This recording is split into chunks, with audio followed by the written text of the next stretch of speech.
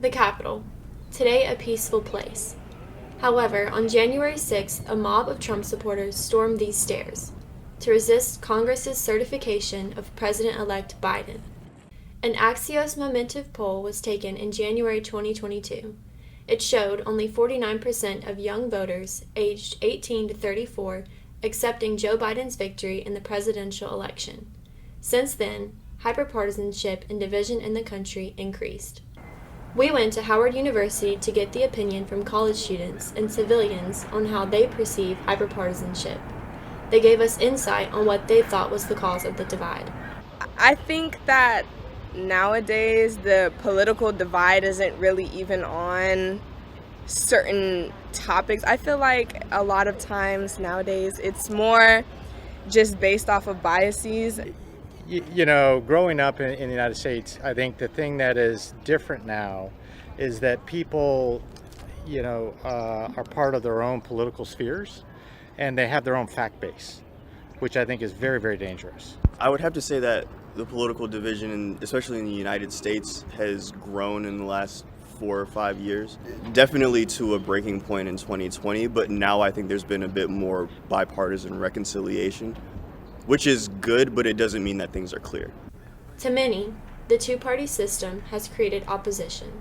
However, some feel there is still hope for democracy. I love democracy.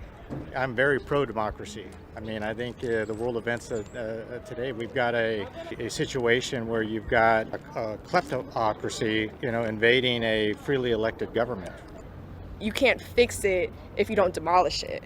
So I think there's always going to be distrust because politicians are always going to lie. What I think is causing this distrust is simply because the ideals that both parties have, they all have the same ideas, but they have different solutions to those ideas, and that's what the divide comes in. Political hyperpartisanship has risen in competition while division continues to grow. Miami, Florida native and Princeton alumni Ryan McGregor spoke with conservative views on the gap between Democrats and Republicans. I think a lot of it just people come from places where they've only heard their group think. You're a Democrat in a city, or you could be someone from a small town. You haven't interacted a lot of times with people who are different, especially universities. You're always surrounded by liberal people, and then you go into the corporate world, and most everyone there is liberal too. So you believe that that's just the way things are, and that's the way things should be. We also spoke with young Democrat Jackson Mim. He worked on the Biden campaign in 2020 and has been politically active since then. He explains why he believes hyperpartisanship exists. I think it's because of a lack of action on the economic front, truly. I think since the 1970s, wages have stagnated for the median, the middle class.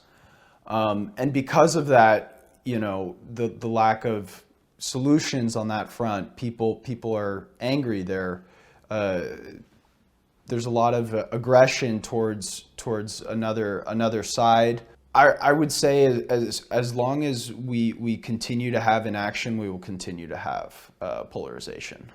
Hyperpartisanship started long before the 2020 election. Some might say conspiracy theories suggest uncooperative work between Democrats and Republicans. However, others would disagree. No, this has been in the works for a long time. And I think, even when President Trump won the election in 2016, that was kind of a point where people just started to siphon off and just look at the facts. When people, afterwards were thinking that, he shouldn't even be the president or whatever. But no, I personally do not think the election was stolen in 2020, nor do I think that has to do with what's going on now. Also, young Democrat Jackson Mim thinks conspiracy theories about the election are only a symptom for the uncooperative work. I think people turn to more radical answers for why the system is broken, and answers and outlets.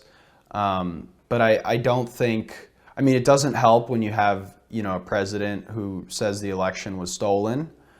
Certainly doesn't help.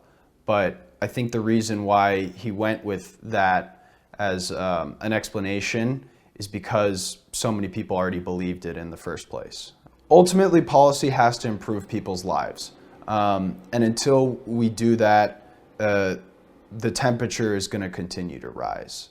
Though the divide seems to be increasing and the political fronts seem to be hardened, young people are still getting involved in politics. Because I think it's important to know where the future of your country is headed, and and contribute to ways, if you can, to make it better and shape it in the way that you think is best for you and your children and your grandchildren. So that's the reason for that. It's a sense of service to your country in a way. I mean, you have to try to fix it, right?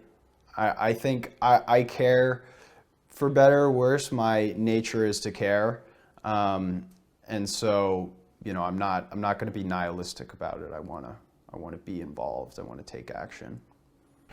Hyperpartisanship, though a growing problem, is no match for the persevering hope American people still have for democracy.